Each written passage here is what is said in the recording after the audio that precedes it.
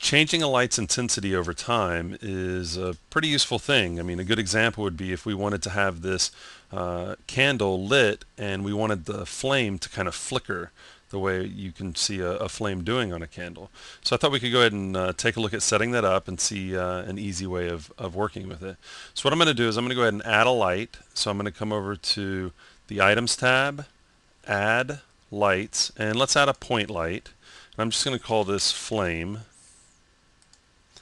And I'm going to move it up to the tip of the wick. And just so that we can see this in OpenGL and we don't have to do a bunch of renders, what I'm going to do is I'm going to go over to the Light Properties panel, and let's make this a lens flare.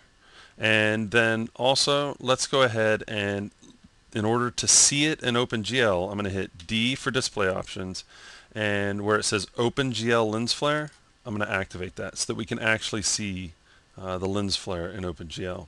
I'm going to go back to the properties panel, and let's change the lens flare options just so we can see it a little bit more. Let's well, first I want to get rid of this the red ring, so we're going to go ahead and get rid of the central ring, and we'll just leave it like that. And well, actually we can go ahead and change the color if we want to do that. So I'm just going to go ahead and close this, and let's change the color a bit just so we can see it a little bit more in OpenGL. Okay, and now let's go back to the lens flare properties, and for flare intensity, well, I don't want it to be constant whenever I move my frame slider. I don't want it to be constant. I want it to kind of flicker. So what we can do to work with that is to go over to flare intensity. Instead of changing this value, hit E for envelope, which will open up the graph editor. Okay, and then that way, I'm going to go ahead and close this stuff down. That way, over time, we can change it. So if we wanted to, we could go with the keyframes and just randomly place some keyframes, and it would go ahead and flicker. The intensity would change over time.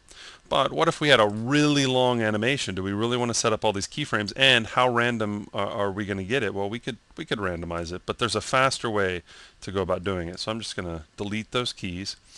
Under the Modifiers tab, I'm going to add modifier, and I'm going to choose Noisy Channel.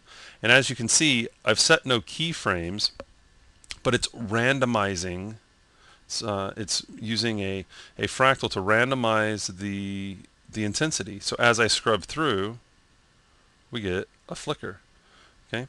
Now, we don't have to use just the default, but we might find, I'm going to just push play, we might find that that kind of works. I'm kind of liking that, but you know, you want full control, so just come over here and double click.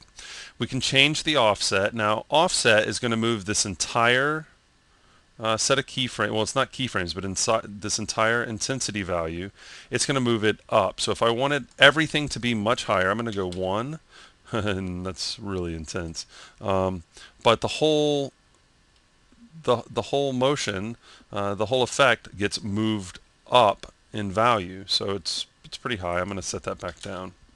Okay, if we wanted to change the scale, so we don't want to move everything up, but we want to intensify the scale, I can do that. So I still have very low values, and now I'm making, okay, so we go super low values now, we go super high values, so it becomes a lot, the contrast becomes more, it's a little more intense between the highs and the lows. I'm going to set that back to 1. If I want to speed up the flicker right now, you know, we can see that it takes a little bit of time to go down, a little bit of time to go up, but I could speed that up. See, I'm crunching the values. So now it's going to flicker really fast. It's probably going to look pretty bad. Yeah, it's a little too intense. Okay, so I'm going to just change that back to 1. And the phase, that shifts the effect in time. So I have all these different controls to control how the noisy channel is affecting. Now, I'm using the noisy channel to make this light flicker, but the noisy channel actually comes in handy for all sorts of things, displacements and animation.